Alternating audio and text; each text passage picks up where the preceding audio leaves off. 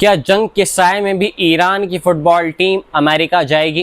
क्या मैदान में गोल की गूंज होगी या सियासत का शोर भारी पड़ेगा?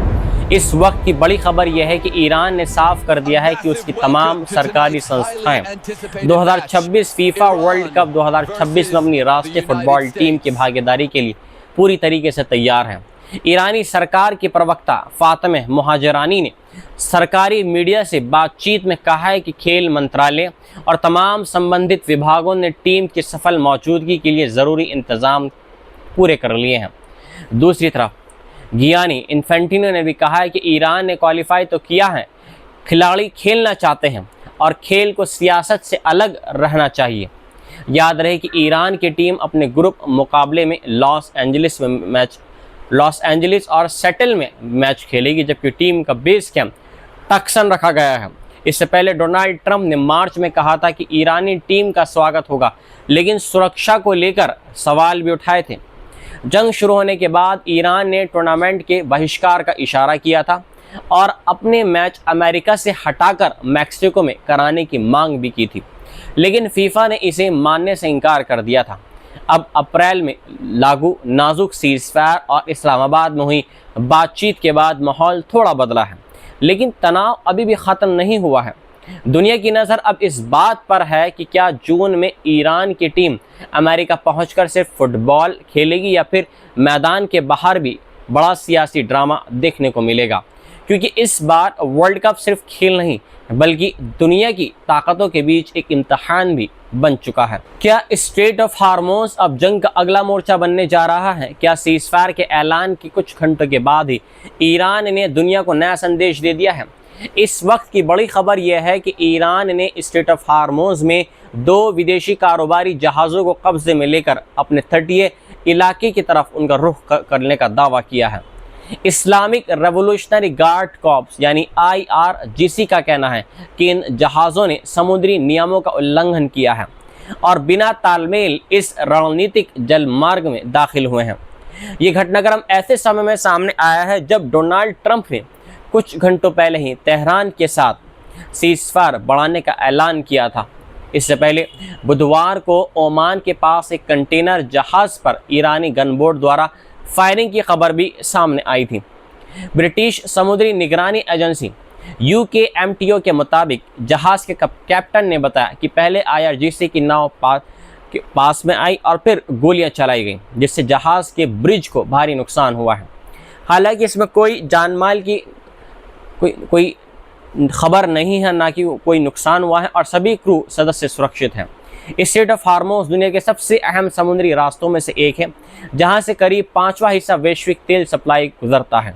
इसलिए यहां का तनाव मतलब पूरी दुनिया के बाज़ारों में हलचल है। तेहरान से रिपोर्ट्स के मुताबिक ईरान अब इस रास्ते से गुजरने वाले जहाज़ों पर कंट्रोल, परमिशन और संभावित ट्रांजिट फीस जैसे विकल्पों पर भी बात कर रहा है। दूसरी तरफ ईरान ने अमेरिका पर ओमान सागर में उसके एक कारोबारी जहाज़ को पकड़ने और नेविगेशन सिस्टम ख़राब करने का आरोप लगाया है और उसे खुली समुद्री डकैती बताया है।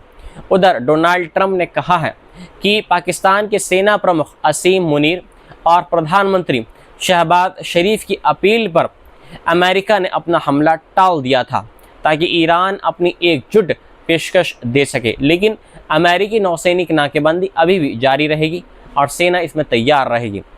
अब सबसे बड़ा सवाल यह है कि क्या यह सीज़फायर सिर्फ कागजी है और ज़मीन व समुद्र में टकराव ऐसे ही जारी रहेगा, क्योंकि इस हार्मोज पर हर नई कार्रवाई दुनिया के तेल बाजार, शिपिंग रूट और आने वाली बातचीत पर सीधा असर डाल सकते हैं। क्या ताकतवर मुल्क खुद को दुनिया का मालिक समझते हैं और क्या परमाणु सिर्फ कुछ देशों के लिए जायज़ है? यही सवाल कभी पाकिस्तान के मशहूर परमाणु वैज्ञानिक अब्दुल कदीर खान यानी AQ खान ने उठाया था, और जब उन्होंने अमेरिका और ब्रिटेन की दोहरी नीति पर खुलकर हमला किया था। AQ खान वही शख्स थे जिन्होंने पाकिस्तान के परमाणु कार्यक्रम का जनक कहा जाता है। उन्होंने पाकिस्तान को दुनिया की 7वीं परमाणु ताकत बनाने में अहम भूमिका निभाई थी। भारत के 1974 के परमाणु परीक्षण के बाद पाकिस्तान के तत्कालीन प्रधानमंत्री जुल्फ़िकार अली भुट्टो ने ऐलान किया था कि हम घास खा लेंगे मगर अपना परमाणु बम ज़रूर बनाएंगे। और इसी मिशन को पूरा करने के लिए AQ खान को सामने लाया गया था। यूरोप की परमाणु कंपनी में काम करते हुए उन्होंने यूरेनियम इनरिचमेंट तकनीक सीखी और फिर पाकिस्तान लौटकर कहूटा लैब स्थापित की, जहां से पाकिस्तान का परमाणु सफ़र शुरू हुआ। 1998 में जब भारत ने फिर परमाणु परीक्षण किया तो पाकिस्तान ने बलूचिस्तान के रेगिस्तान में अपने सफल परीक्षण किए और दुनिया को चौंका दिया। लेकिन कहानी यही ख़त्म नहीं हुई। AQ खान पर आरोप लगा कि उन्होंने ईरान, लीबिया और उत्तर कोरिया को भी परमाणु तकनीक पहुंचाई है।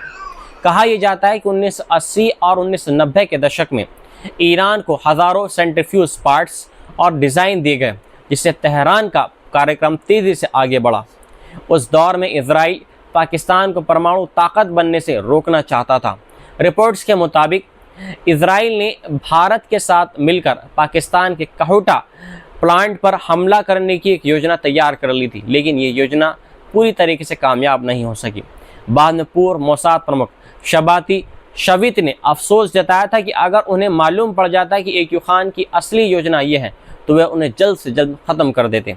2004 में AQ खान ने टीवी पर आकर माना कि उन्होंने ईरान, लीबिया और उत्तर कोरिया को तकनीक दी है, लेकिन साथ ही ये भी कहा कि उन्होंने सब कुछ अकेले किया है और पाकिस्तान सरकार इसमें बिल्कुल भी शामिल नहीं थी।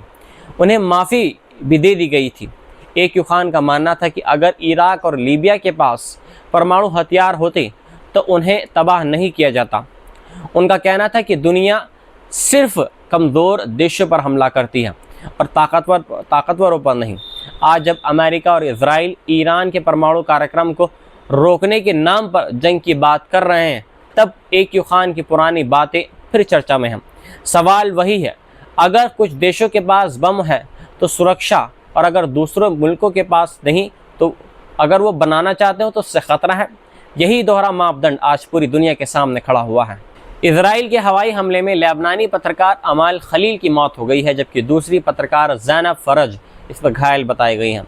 रिपोर्ट्स के मुताबिक दोनों दक्षिणी लेबनान के अल तायरी इलाके में पहले हुए हमलों की कवरेज कर रही थी, तभी एक इजरायली हमला उनके सामने खड़ी कार पर हुआ। जान बचाने के लिए दोनों के पास एक घर में वे छिप गई, लेकिन कुछ ही देर के बाद में दूसरा हमला उसी घर पर कर दिया गया। इस हमले में ज़ैनब फ़राज इसमें घायल हो गए और उनके सिर में चोट आई, जबकि अमल खलील वहीं अंदर फंस गए। जब बचाव दल उन्हें निकालने पहुंचा तो बताया ये गया कि एम्बुलेंस पर भी फायरिंग की गई और स्टैंड ग्रेनेड फेंका गया, जिससे राहत कार्य रुक गया। घंटों के बाद जब टीम दोबारा पहुंची तो अमल खलील वहां पर मृत पाई गई। लेबनान के प्रधानमंत्री नवाफ सलेम ने इस हमले को खुला युद्ध अपराध बताया है और कहा है कि इस मामले को अंतर्राष्ट्रीय संस्थानों तक ले जाया जाएगा। पत्रकार सुरक्षा संस्था कमेटी टू प्रोटेक्ट जर्नलिस्ट ने भी कड़ी इसकी निंदा की है और कड़ी प्रतिक्रिया दी है और कहा है कि एक ही जगह पर बार बार हमला, पत्रकारों की छिपने की जगह को निशाना बनाना और मेडिकल मदद रोकना अंतर्राष्ट्रीय कानून का गंभीर एक उल्लंघन है।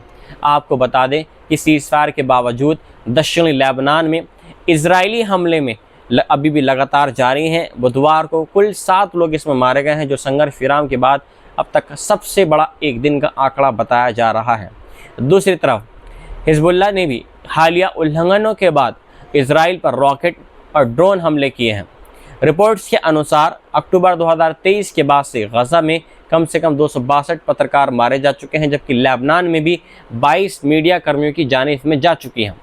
सवाल अब यह है कि अगर पत्रकार भी सुरक्षित नहीं तो फिर जंग के मैदान में सच कौन दिखलाएगा।